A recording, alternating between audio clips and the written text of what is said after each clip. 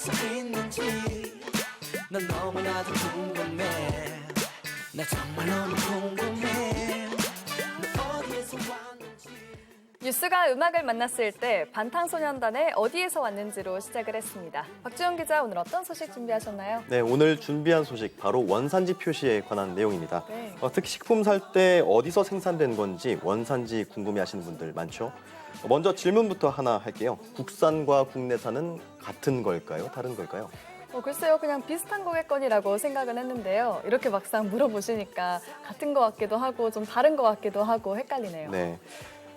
저도 이 국산과 국내산이 다르게 쓰이는 것인지 궁금해서 이번 취재를 시작하게 됐는데요. 헷갈려 하시는 분들이 생각보다 많은 것 같더라고요. 네. 오늘 영상에서 명확하게 짚어드리겠습니다. 함께 보시죠.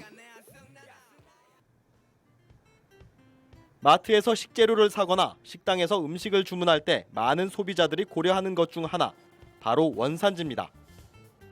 특히 국산을 선호하는 소비자가 많죠. 저희는 이제 소갈비 같은 경우는 전부 다 미국산을 사용하고 있는데 이제 뭐 다른 등심이나 이런 거는 국내산 한우를 쓰고 있고, 근데 갈비탕에 들어가는 갈비가 국산이 아니라고 해서 들어와서 물어보고서 바로 그냥 나가시는 분들 간혹가다 있습니다. 우리나라가 원산지임을 알리는 국산과 국내산. 두 단어에는 어떤 차이가 있을까요? 국산은 우리나라에서 기른 재료로 우리나라에서 만든 식품. 국내산은 외국에서 길러졌지만 우리나라에서 일정 기간 사육, 가공 또는 포장된 식품. 이는 약간의 오해에서 비롯된 설명입니다. 인터넷에 이제 뭐 그렇게 이렇게 돌아다니는 그런 것을 많이 봤는데요. 이제 법률적으로 그 법에 규정돼 있기로는 농산물의 원산지 표시에 관한 법률 규정에는 국산 농산물의 표시 기준에 대해서 국산이나 국내산으로 표시한다 이렇게 되어 있기 때문에 법률상으로는 국산과 국내산은 그 용어상의 차이지 아무런 차이가 없습니다. 즉 국산과 국내산의 의미 차이는 없고 원료의 원산지가 모두 우리나라면 두 단어 중 어떤 명칭을 사용해도 상관없는 겁니다. 다만 김치처럼 여러 재료로 만든 가공식품의 경우에는 원산지 표시를 좀 더 꼼꼼히 살펴야 합니다. 재료가 모두 국산이라면 앞서 언급한 것처럼 국산과 국내산 모두 표기가 가능합니다. 그러나 배추는 국산인데 고춧가루가 중국산이라면 배추 국산, 고춧가루 중국산이라고 분리 표기해야 합니다. 식당에서 우리가 먹는 배추김치의 경우에는 그 배추김치에 배추와 고춧가루에 대해 원산지 표시를 해야 되고요. 그리고 시중에 유통되는 김치 가공품이나 이런 거의 경우에는 고춧가루와 소금을 제외한 배합 비율이 높은 2순위까지의 원료와 그리고 고춧가루와 소금 이렇게 표시 대상입니다.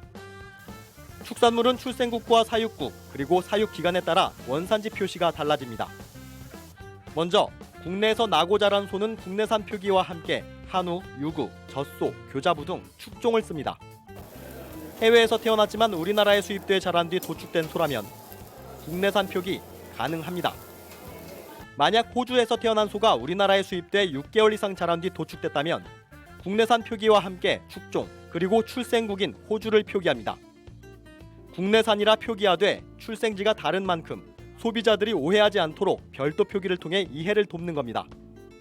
외국서 나고 자란 소를 도축한 쇠고기를 수입했다면 원산지만 표시하면 됩니다. 돼지와 가금류도 마찬가지. 다만 사육기간에 차이가 있습니다. 돼지는 국내에 들여온 뒤 2개월 이상, 닭은 1개월 이상 사육한 뒤 도축하면 국내산으로 표기할 수 있습니다. 소비자들이 그럼 이 정말의 이 원래 종, 유전자 이게 궁금한 건 아닐 거잖아요. 아마 소비자들이 궁금해하는 포인트가 이제 길러진 환경 이게 더 두다 보니 꼭 국내에서 이게 태어난 건 아니어도 어떤 상당 부분 기간 동안 이런 정도 국내에서 기른 것은 이제 국내산이라고 써도 되는 것으로 아마 규정이 되어 있지 않나. 수산물은 국산이라면 국산이나 국내산 또는 연근 해산으로 표기하고 원양산이면 원양산 또는 원양산과 해역명을 같이 씁니다. 국내에서 만든 수산물 가공품은 사용된 원료의 원산지, 수입한 수산물과 그 가공품은 대외무역법에 따른 통관 당시의 원산지를 쓰게끔 돼 있습니다.